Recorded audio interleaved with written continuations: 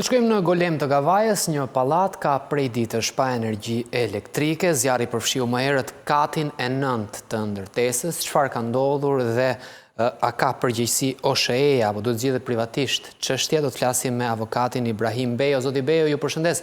Çfarë ka ndodhur realisht në situatën që ndodhet aktualisht?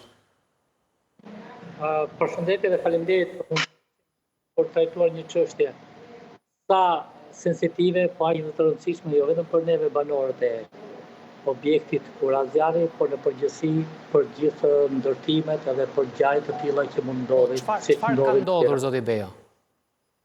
Atëre, zjarri ka shkumbuar bokset e matëseve dhe linjat e furnizimit me energji të apartamenteve nga krahu i qytetit Durrësit dhe la pa energji më shumë se 50 apartamente dhe krijoi një ndotje të plotë, të rëndë dhe të rrezikshme për shëndetin në 7 prej banesave që u hapën me forcë pas të shkak, por dhe në ambientet e përbashkëta të këtyre kateve. Asnjë person nuk mori përfshi për thyrjen e dyerve të banesave, për cilët pronarët janë ankuar për mungesën e sendeve me vlerë në banesave të tyre, ndërkohë që banorët vetë u organizuan për pastrimin e banesave dhe ambienteve të bashka, duke pajtuar buja xhipe pagesë, të cilët kryen lyerjen në rastin dhe është rasti që kati 11 dhe 13 u kryen nga ana jone banorëve.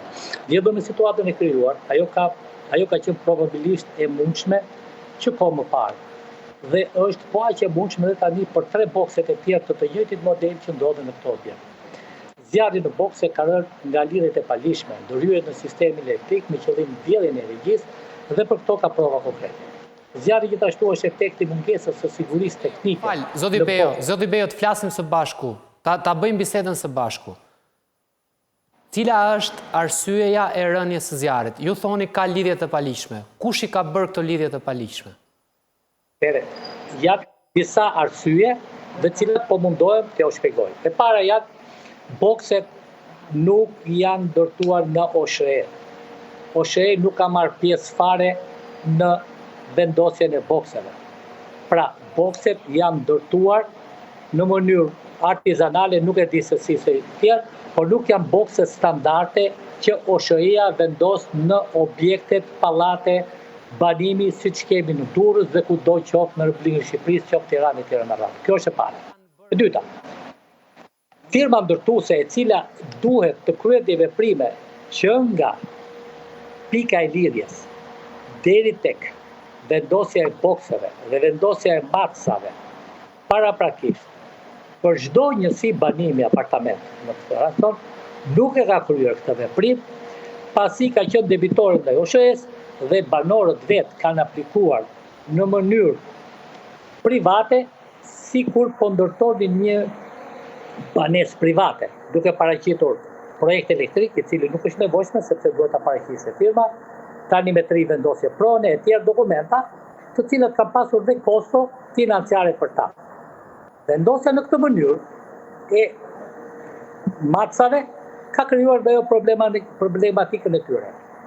Nga ana tjetër, duhet të them se dhe OSHE ka mbyllur syt kundrejt sa situate dhe temi jo të pakëndshme, po mizerabile të gjendjes së bokseve në objekt.